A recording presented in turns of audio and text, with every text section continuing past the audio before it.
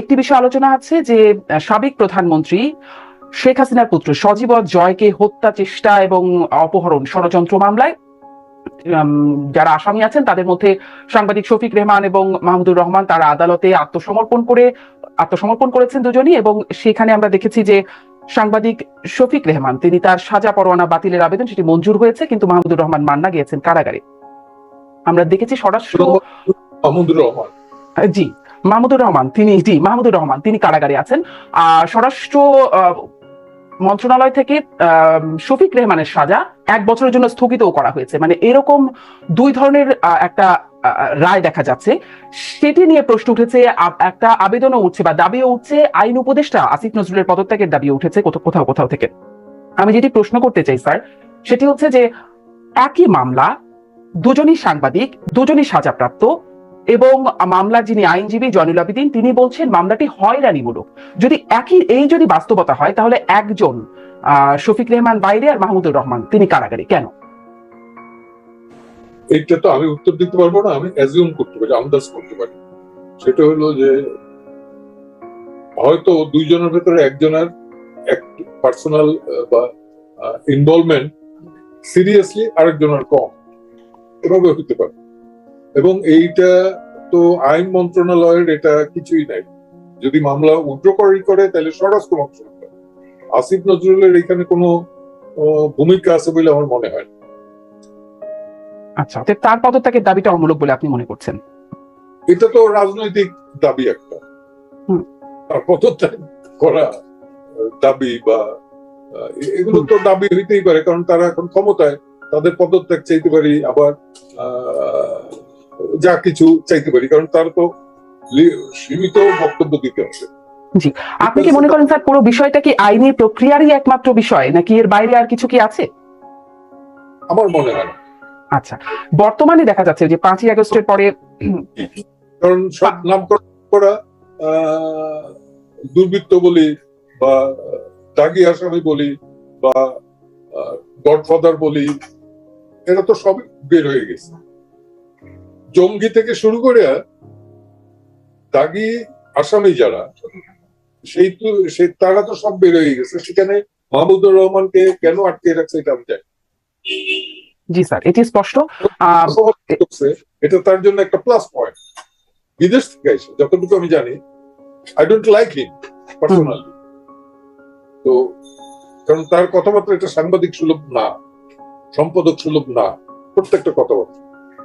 উনি একাধারে একসময় ভ্যাকসিন অ্যাডভাইজার ছিলেন এবং ওই সরকারি কি বিনিয়োগ সংস্থার বা কোন সংস্থার জনগণ চেয়ারম্যান ছিলেন, যেটা পারেন না। ওই থেকে আমি বুঝি যে তার একটু হয়তো টাকা পয়সার দিকে একটা ইয়ে আছে। মানে স্পষ্ট আপনি তাকে পার্সোনালি লাইক না করলেও আপনি মনে করছেন যে তাকে আটকে রাখবার কারণ হয় না। জি স্পষ্ট। একটু এই এখনকার একটা প্রেক্ষাপট দেখি যে 5ই আগস্টের পর এখনো অনেক সাংবাদিকদের বিরুদ্ধে 106 জন সাংবাদিকের বিরুদ্ধে হত্যা মামলা দেওয়া হয়েছে, এবং সেই সব মামলায় অনেক সাংবাদিক গ্রেপ্তার হয়েছেন, রিমান্ডে নেওয়া হয়েছে, কারাগারে গেছেন।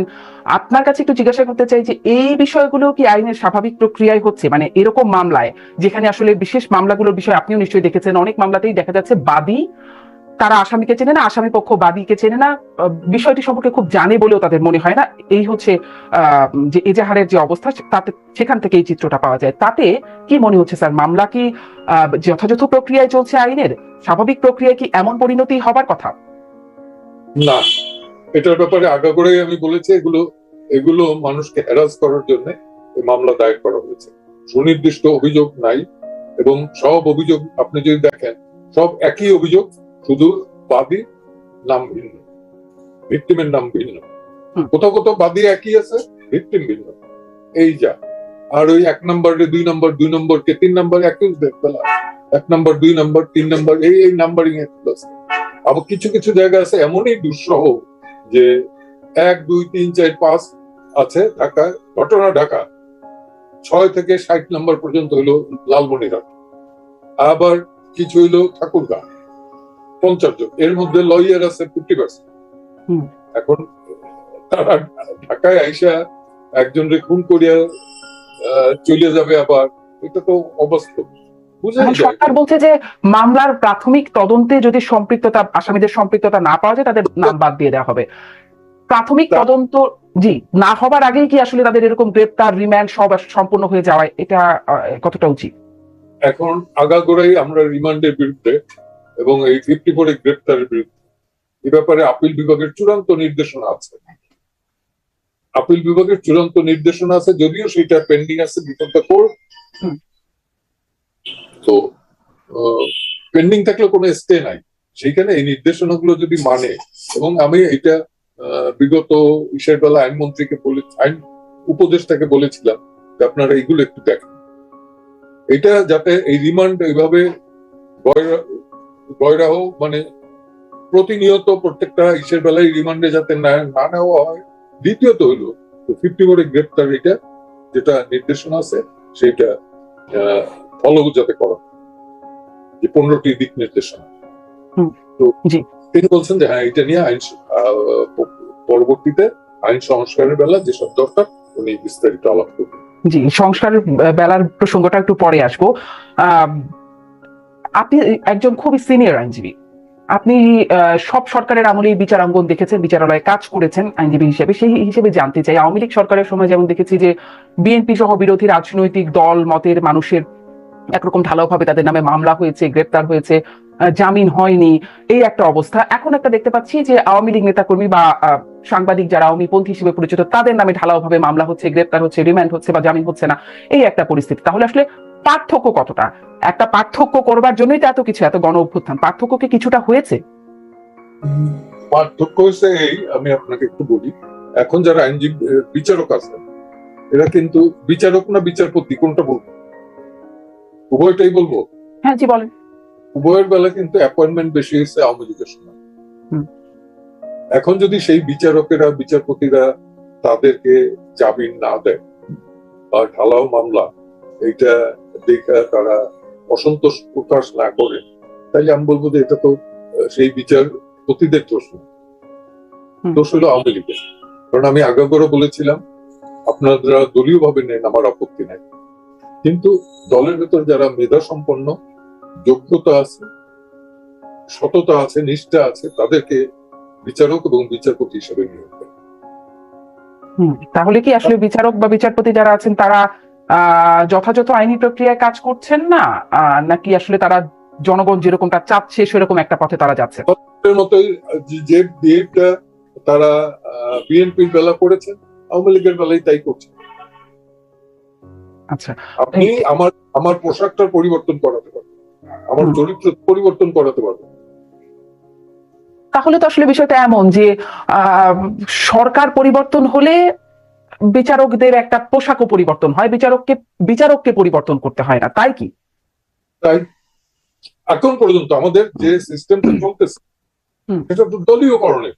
আপনি দেখবেন ডিবেট আছে বিচারপতি অপসারণ নিয়ে, এটা অপসারণটা পার্লামেন্টে যাবে না বিচারপতিরা নিজেরাই করবে এটা নিয়ে। কিন্তু অ্যাপয়েন্টমেন্ট নিয়োগ প্রণালী নিয়ে একটা মোটা দাগে আছে, 10 বছর প্র্যাকটিস থাকতে হবে, কিন্তু আদারওয়াইজ সিনিয়রিটি জুনিয়রিটির কোনো ধার ধারে।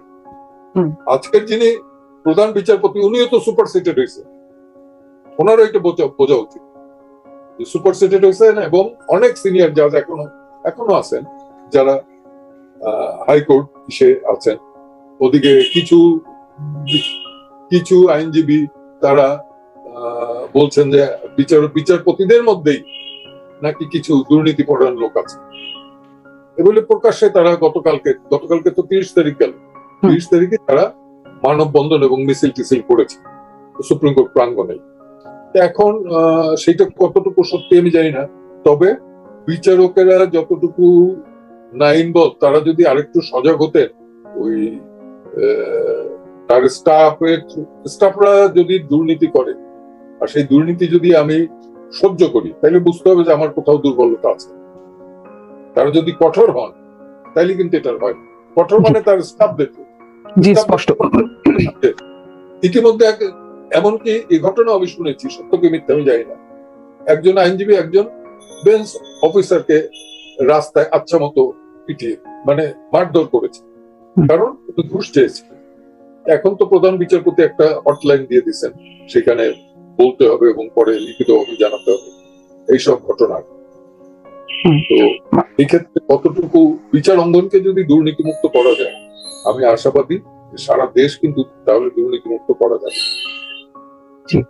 স্পষ্ট একটু এই প্রসঙ্গে যাই, আপনি একটু আগে বলছিলেন যে শীর্ষ সন্ত্রাসী জঙ্গি সবাই তো একে একে বের হয়ে গেছে জেলখানা থেকে। আমরা দেখলাম লেফটেন্যান্ট নির্জন সেনা কর্মকর্তা, তার যে হত্যাকাণ্ড তার সাথে জড়িতদের একজন হচ্ছে এই শীর্ষ সন্ত্রাসী যারা বের হওয়াদের তালিকায় আছে তাদের মধ্যে একজন হেলাল উদ্দিন। মানে এমনিতেই পুলিশের একটা ভঙ্গুর অবস্থা, তার মধ্যে যখন শীর্ষ সন্ত্রাসীরা বেরিয়ে যাচ্ছেন একটা বাড়তি নিরাপত্তা ঝুঁকি তৈরি করছে কিনা সেনাবাহিনী, নৌবাহিনী মানে 3 বাহিনীকে ম্যাজিস্ট্রেসি ক্ষমতা দেওয়া এই নিরাপত্তা ঝুঁকিটা কমবে কিনা, এবং মূল যে প্রশ্ন যে আসলে কি হলো যে শীর্ষ সন্ত্রাসীরা বিচার বিভাগের মধ্য থেকেই তো তারা ছাড়া পাচ্ছেন, জামিন পাচ্ছেন, কি হলো যে শীর্ষ সন্ত্রাসীরা সরকার পতনের পর থেকে সব একে একে ছাড়া পেতে শুরু করলো? এটা তো আমি বলতে পারবো না। এটা যারা ছেড়েছেন বা কর্মকর্তা, রাষ্ট্রীয় কর্মকর্তা, তারা বলতে পারবেন যে শীর্ষ শীর্ষ সন্ত্রাসীরা তারা কি মোটিভেটেড হচ্ছেন, না শুদ্ধ হয়ে বেরোচ্ছেন, না কিভাবে কি কারণে তারা তো জামিনে বের হচ্ছেন, জামিন হচ্ছে কেন তাদের হঠাৎ করে সবার? যাবেন? ব্রিগেডিয়ার শাখাওয়াত বলেছেন যে 15-16 বছর ধরে আছে, হুট করে শুনলাম যে আয়নাঘর থেকে বেরোচ্ছে। 15-16 বছর একটা কেউ জামিনের আবেদনও করে নাই, এক উপদেষ্টা বলেছেন। এখন এখানে আছে হয়তো একটা আন্ডারস্ট্যান্ডিং হয়েছে তাদের সাথে, তারা হয় মাস্তানি করবে না, বা মাস্তানি করলেও এই সরকারের পক্ষে করবে। আমরা তো এইভাবে রাজনীতি করি, রাজনীতি তো নিশ্চয়ই আপনার অজানা নয়। নিশ্চয়ই, কিন্তু অ্যাডভোকেট যারা এখানে পান না, আয়নাঘর থেকে বের হওয়া আর কারাগার থেকে বের হওয়া বিষয়টা তো নিশ্চয়ই আলাদা। আয়নাঘর তো পুরোই একটা বেআইনি কনসেপ্ট। সেনাবাহিনীর আন্ডারে, আর কারাগারটাও বলা যায় যে এটাও বলা যায় তাদেরই আন্ডারে, সিভিলিয়ান পুলিশের আন্ডারে আর কি, আইজি প্রিজন। তো আমার মনে হয় আইজি প্রিজন আমাদের একজন সেনাবাহিনীর কর্মকর্তা।